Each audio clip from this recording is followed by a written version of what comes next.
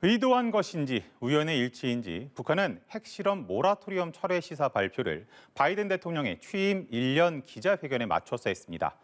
바이든 대통령은 회견에서 북한 관련 언급은 하지 않았는데요. 2017년 화염과 분노 시기로의 회귀 우려가 나오는 가운데 속내는 복잡할 것으로 보입니다. 이봉석 기자가 보도합니다.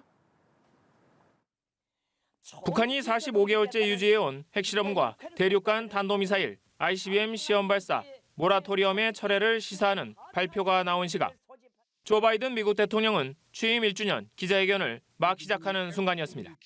111분간의 기자회견에서 바이든 대통령은 북한이란 단어를 한 번도 입에 올리지 않았습니다. 외교 분야는 우크라이나 문제에 집중하는 모습이었습니다.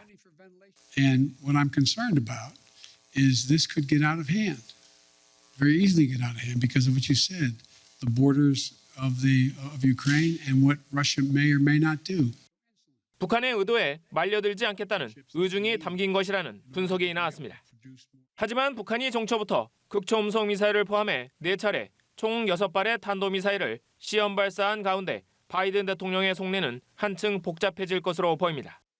핵실험을 통한 핵능력 고도화와 미본토 타격이 가능한 ICBM 시험 발사는 미국 입장에서 레드라인으로 간주되기 때문입니다. 북한이 실제 행동을 옮길 경우 한반도의 완전한 비핵화를 목표로 실용적 접근을 통해 외교적 해법을 모색한다는 바이든 행정부의 대북 정책도 큰 시련을 맞게 됩니다. 무엇보다 최근 공화당 지원 유세를 제기한 도널드 트럼프 전 대통령이 북한의 최근 잇따른 도발을 바이든 대통령 공격독으로 쓰고 있는 가운데 11월 중간선거에도 먹구름이 들이올 공산이 큽니다. Hopefully they're going to go down to a big, beautiful defeat in November. You have to get out. Your state is so important. You got to get out and vote.